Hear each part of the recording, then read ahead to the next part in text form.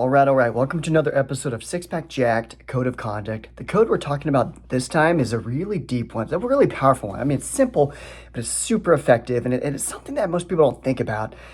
It's not a mystery. There's only really one thing in life that we can control, and we can waver from it from time to time, but we can always return our focus to it.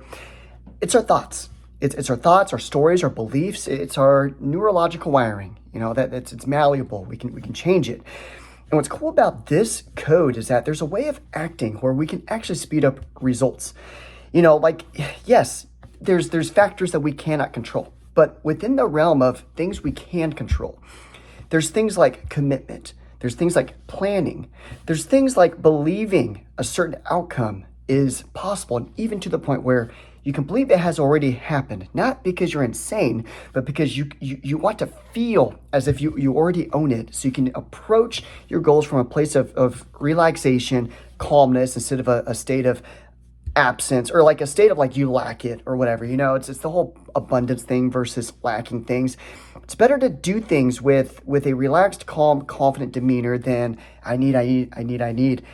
And then the fourth element is teaching. So what I'm trying to do here is, I just threw out a bunch of concepts here, and I really want to, make this simple by what I mean with fitness. There's so many people out there. It's like the attrition rate is so high. It's it's not the same thing as Navy SEAL training, but it's like the same number of people are falling out every freaking day. Someone might have this goal. You know what? I'm going to give this a shot. I'm going to try fitness. They get to the gym, and then they're like, I don't know where to start. And then, that dream collapses right away. The reality is there's so many people that want to handle fitness. I mean, no one in a sane mind would say, I'm not better off by handling my fitness. Now, the truth is, yes, of course, we would be better off. So I want to give as many people a chance as possible. I want to stack the cards in their favor as much as possible so that they can handle fitness. 4 elements, man, and it's probably wise to write this down, because what I'm about to say to you is dude, this is like some deep stuff, man. I mean, you read a bunch of books out there, Think and Grow Rich, and books like that. They kind of all stem from the same concept, and it's about getting a belief in the outcome that you want, and getting to a state as if you already have it, but putting that deep in your subconscious mind. Because if we can act from a place of subconscious behavior, we're just doing it automatically. So let me break this down about what it is that we're trying to put in the subconscious mind. And what are you talking about? Just do it automatically. Look, imagine 2 different people. They have the same goal. They want to handle fitness, whether it's to feel comfortable taking their shirt off at the beach, wearing whatever clothing they want, doing it for confidence, doing it for health reasons, doing it just so they can be proud of something, doing it to be an example to their kids, family, spouse, you name it, man. There's a lot of reasons why, but let's say person A, person B have that exact same goal, all right?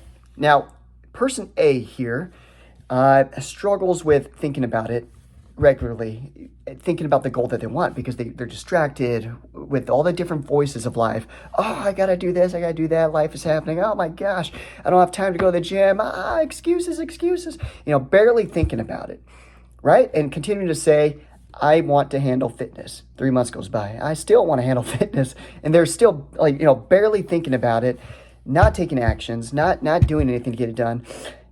Obviously, that person's probably not going to be very well set. In fact, that person's not thinking about it. That person's also not believing it's even possible.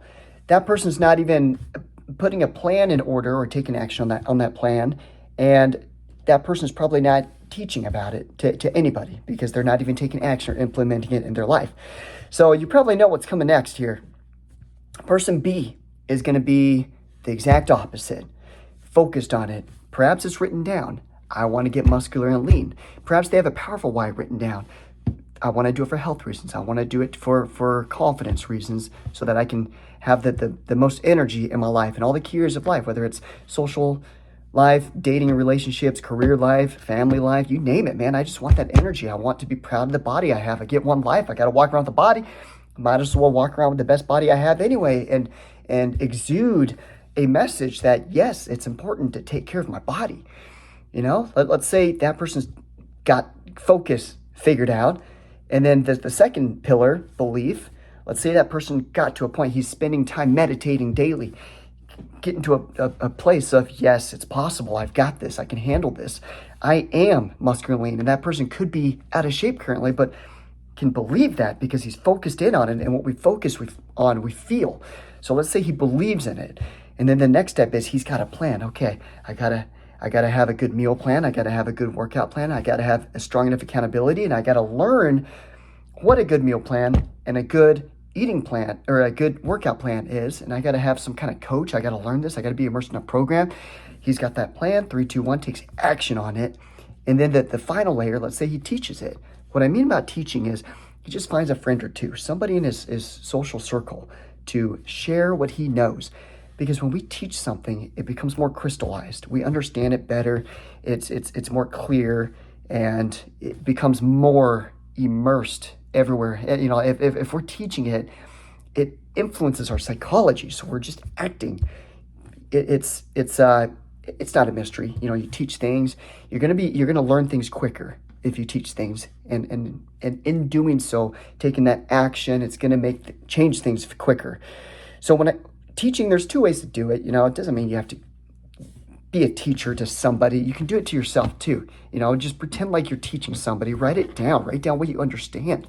See what you understand. Write it down as if you were going to teach a lesson on it.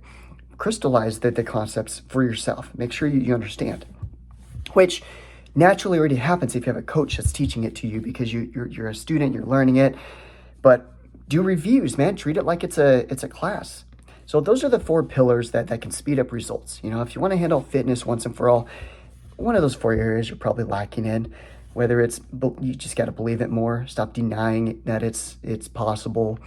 You gotta maybe you just need to teach it to yourself.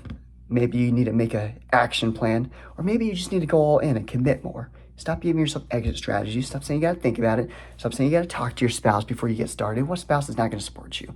Stop saying that time's an issue. What are you talking about? We all have 168 hours in a week. You can't put in 3 to 4 hours a week to make it happen. Is it a time issue or is it a commitment issue? You got to be real with yourself. So identify the areas, write down those 4 key pillars, identify the areas where you need most improvement on, and you're that much closer to making it happen. I mean, if you write it down, you're showing yourself that you're more serious. So whatever you got to do, there's something here. Learn from it, take action. 3, 2, 1, go.